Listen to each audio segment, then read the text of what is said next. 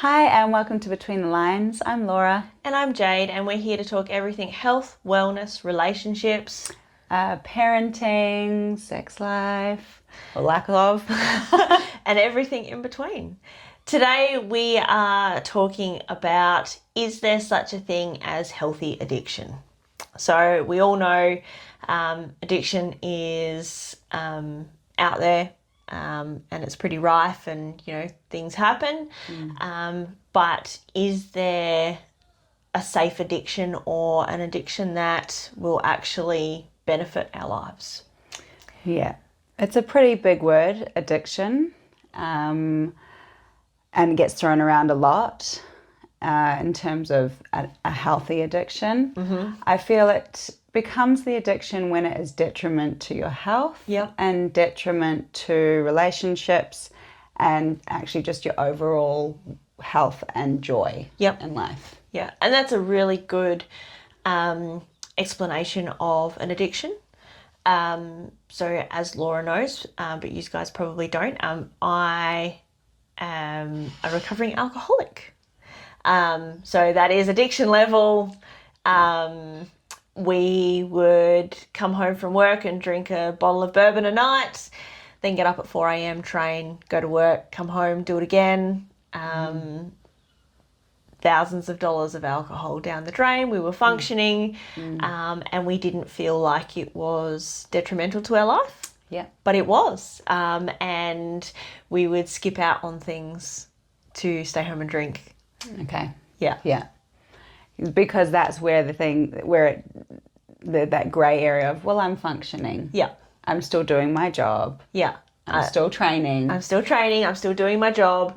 And we were still able to do everything that we needed to do, but unless we had a drink in our hand, we didn't have joy. Yeah. And it was just one of those cases of, we'd drink when we had a good day at work. Mm-hmm. We drink when we had a bad day at work. Yeah. But it definitely took away from things that we wanted to do, because rather than doing those things, we would come up with an excuse to stay home and drink instead. Yeah. Yeah. So that is definitely addiction. The one thing that we wanted to talk about today was exercise and how that can be turned into an addiction, and how that can take away from your life rather than giving to your life. Yes. Exercise is super important, but if you have an addictive personality, I used to be a smoker as well. Yeah. You can definitely fall in that same trap of exercise becoming an addiction or replacing. Yes. Yeah. Turning to that to cover up whatever it is you're not dealing with. Yeah. And I think that's a big thing, is that you need to deal with the root cause. Yeah. Yeah. Finding that root cause of why you're using that vice. Yeah. Yeah. And I know when we first gave up drinking, we did use exercise as a replacement vice. Mm-hmm. Yeah. Yeah. I would say I probably have an exercise addiction for sure, because I am not a happy person if I haven't exercised in the day. Yep. And often my husband will say, you should just go out and go for a run. And so, yes, that's having rest. Yep. Is a struggle, and I can tear myself up mentally of the battle of, do I go for that run? Should I just rest? What's going to be better for me in the long run? Yep. What's going to give me the joy in the long run? Yep. Yeah, we're very similar. I would definitely say that for us, exercise is an addiction. I feel like if I don't exercise, I can't function properly. Yeah. I don't have the mental clarity, and I will happily give up a child's birthday party to go and exercise. Maybe that's just because I'm faced with the choice of, working out with friends or hanging out with screaming kids. Yeah. Like, I think there's something to it. But yeah, I definitely feel like at sometimes in our life, exercise can take over. How do you like push back on that? How do you challenge when you seeing those patterns happen?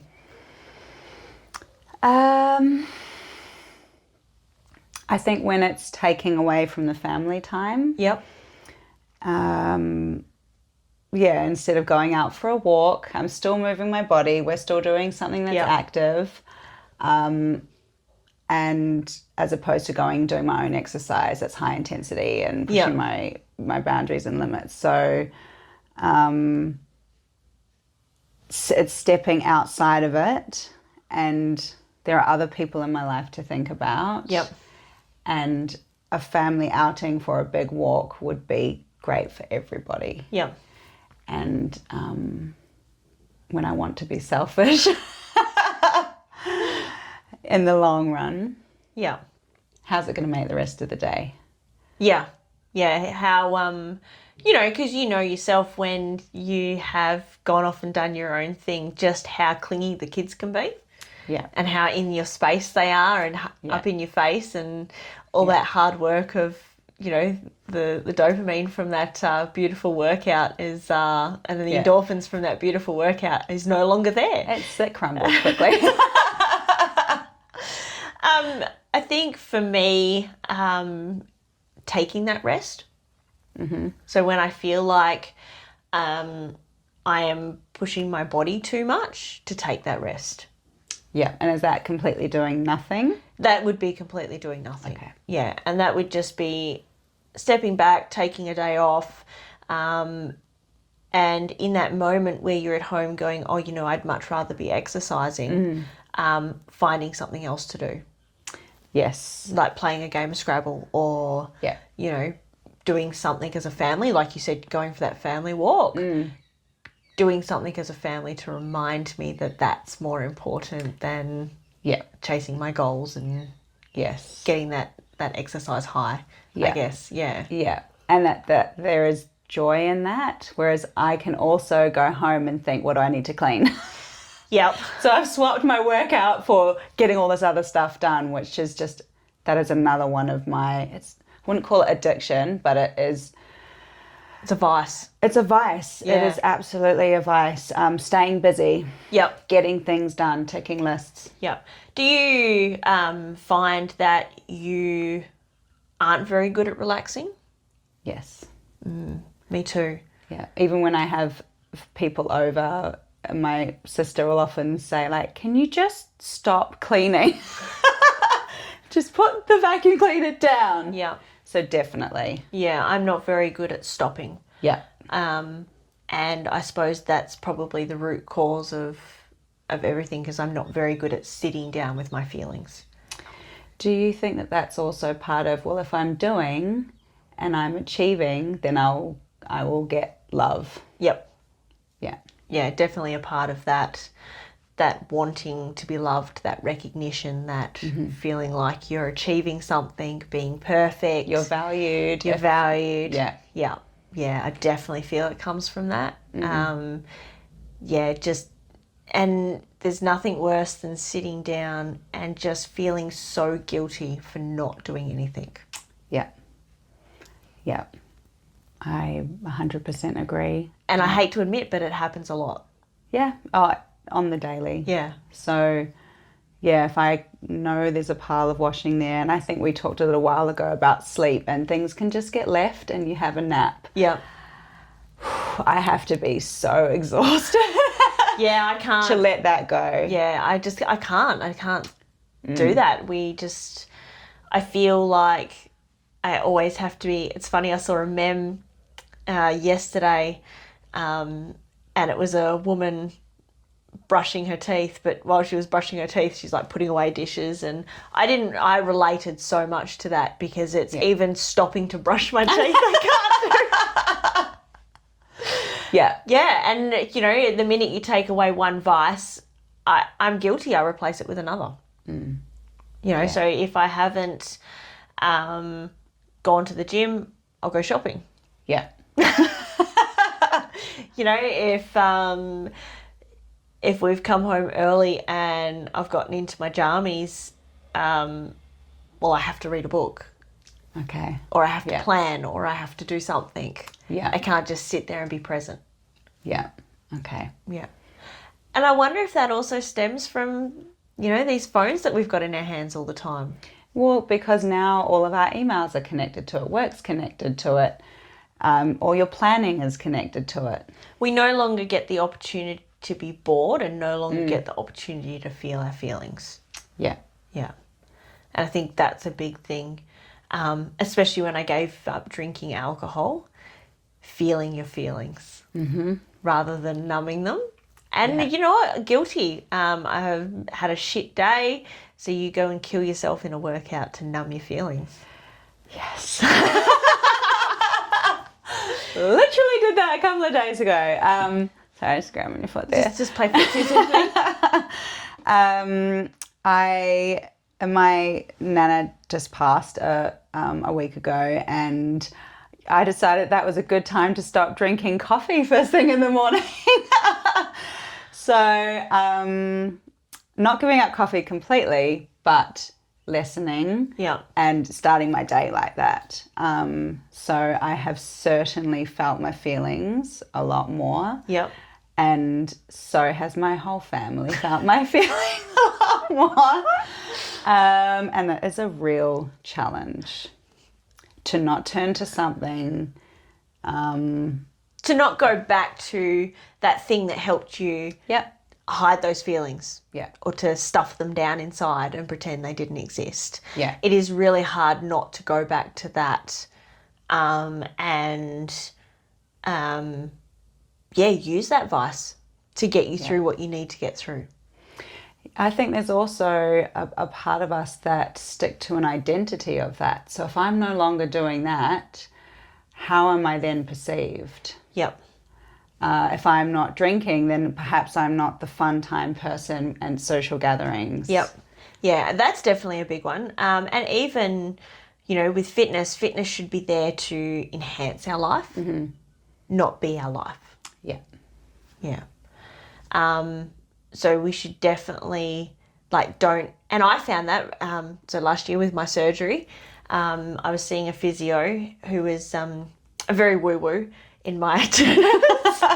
And he definitely liked to analyse why I was having a meltdown in our physio sessions. Yeah. And it was mainly coming from the fact that exercise was my identity. And not able to do that high intensity exercise felt like it was taking away from my identity.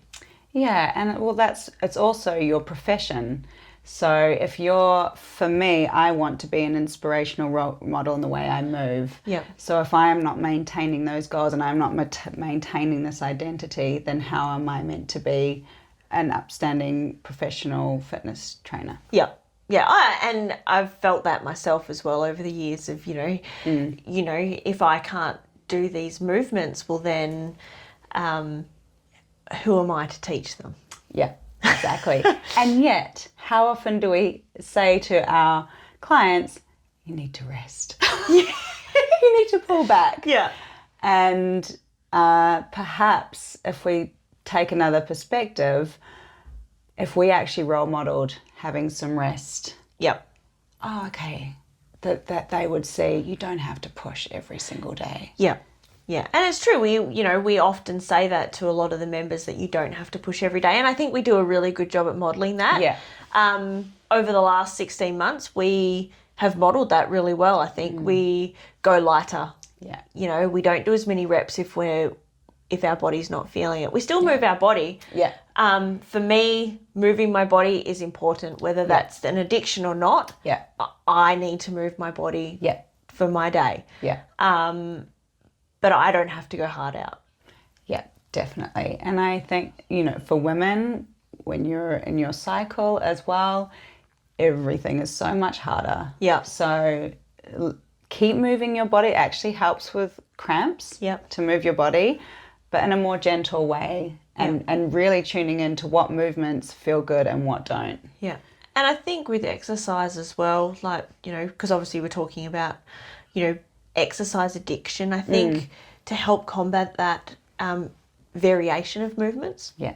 So variation of workouts. So not just sticking to that high intensity, but doing the yoga. Yeah. Going and trying a new class. Yeah. Going for a walk outside. Yeah. Going for a run for the first time. You know, going for a swim at the beach. Like there's do different things. Yeah. Don't just get stuck in that gym environment because that's where you're going to fall down. Yeah, exactly. And it's actually finding joys in other things as well. And you just never know the people you can meet and the experiences you can have when you step out of that spiral or that continuous loop of the addiction. Yeah. This is such a big topic, and we could definitely go down so many different rabbit holes. But for us, we just wanted to touch on the fact that addiction is at varying levels, and it does affect a lot of people. And you're not alone. And there is no judgment here. There's no judgment here. But what we hope by sharing our experiences is that you're able to notice behaviours in yourself that might be problematic and might not suit your life. So at what point were you able to find that self-awareness where you thought this is not working? What with alcohol? Yeah. So we had been trying to cut back for 6 months. Okay. So for 6 months, we were like, okay, we'll only drink on weekends. That didn't work. So we'll only drink on Monday, Tuesday, Wednesday, Saturday, Sunday. That didn't work. And then it just got to the point where like we would drink so much and we would just continue to keep drinking and we'd need more and more. So, and just one day we just said, if we're going to quit drinking, we just need to quit drinking. Yeah. Like we can't keep going, let's only drink on weekends, because we couldn't. Yeah. Like there was no moderation. I couldn't just, okay, well, all right, every day of the week we'll drink, but we'll only have 2 drinks. Yeah. 2 drinks turned into a bottle. Yeah. Plus a litre of port, plus shots, plus, we've got tequila left, let's drink that. Yeah. So that was sort of we were noticing these behaviours, and for 6 months we tried to quit, and it was the week before Christmas, and we were 7 days sober. And Scott's old man came up to Perth, and he's like, I did, because they're from the country. He's like, I just didn't drive, all this way for you to not have a drink with us. So Scott and I polished off 3 bottles of turkey, 3 litre bottles of turkey Christmas Day, and a litre of port. And we woke up in the morning and went, no more. Yeah. We're done. Yeah. We just can't do this anymore. Yeah. This is not acceptable. Yeah. We're killing ourselves. Yeah. So that's it. We poured everything, whatever was left in the house, down the drain, and we stopped drinking. Yeah. I don't recommend doing it without speaking to your GP. Yes. Like I 100% recommend speaking to someone about it. Yes. It worked for us because we did it together. Yeah. We had the support of each other. But those first 6 months, first 12 months was really hard. Yeah. Okay. Really hard. Yeah. So we've been sober 3.5 years now, but the first 12 months was a challenge. Yeah. Yeah. You had to find joy in things again. Yeah. So like we wouldn't go camping because we associated camping with drinking. Yeah. Going out to dinner with friends, you were always on edge about, being asked about a drink. And people would be like, oh, what, don't you drink? Yeah, why don't you drink? Well, because I'm an alcoholic. Yeah. And they always think you're joking. I'm like, no. No, I'm serious. Yeah, I'm serious. We threw ourselves into exercise. Yes. Yeah. But then slowly pulled back out of that. Although sometimes we still have trouble regulating that. So, and having grace with yourself through that. And that's where the training is the healthy addiction. Okay, I'm really feeling whatever it is that you turn to that you know is detrimental to your body. I'm going to turn to some exercise. Yeah. And, you know, in those harder moments. Yeah, but then also realizing that you can't push yourself every day. Yeah, like moderation is the key that word. moderation, right? So being able to moderate it, I think, is where moderate exercise turns it into a healthy addiction. I don't think there's any healthy addiction when it comes to alcohol. No. Or putting yourself in dangerous situations, or like there's so many different addictions that can creep up in your life at some point. Yeah. I think exercise, as long as it doesn't take joy away and it continues to give you something and you can moderate it when you have to, I think it's okay. Yeah. Yeah. Yeah, I would agree. Yeah. Sorry, that got real, really. Yeah. But you know, that's a part of my story, and there's no shame in that at all, and I feel that will be inspiring for some people to hear. I don't hide the fact that we were alcoholics. It just doesn't come up in conversation. It's funny because obviously now, standing on the outside looking in, you definitely see a lot of those destructive behaviours in people that you meet. Yeah. And I just hope that, you know, anyone who's going through that will reach out to someone for help. Yeah, it's having the self-awareness to know that you're going down a path that you don't want to go down. Yeah. And having the courage to ask for help and letting go of the shame that is associated with it. Yep. Yeah, we have had it within our family, and it can be hard to admit when you've done things and hurt people, or but you have to be ready. Oh yeah, there's definitely, as I said, you know, we tried for months. It's like, if anyone who's ever given up smoking knows, I don't know how many times I fell off the bandwagon while trying to give up smoking. It's not until you're ready, and you can ask for help, and you can and that's a big tip. Let those around you know. Yeah. You know, look, I love exercise, but I feel like it's taking over my life. Can you please call me out if I cancel? Yeah. To do a class instead of, you know, a catch up that we'd had planned for 3 months. Yeah. You know, so speak to those around you. People actually want to help you. Yeah, absolutely. Because they understand more often than not the grip that addiction can have. And in any way, you know, addiction to sugar. Yep. Yeah. Yeah.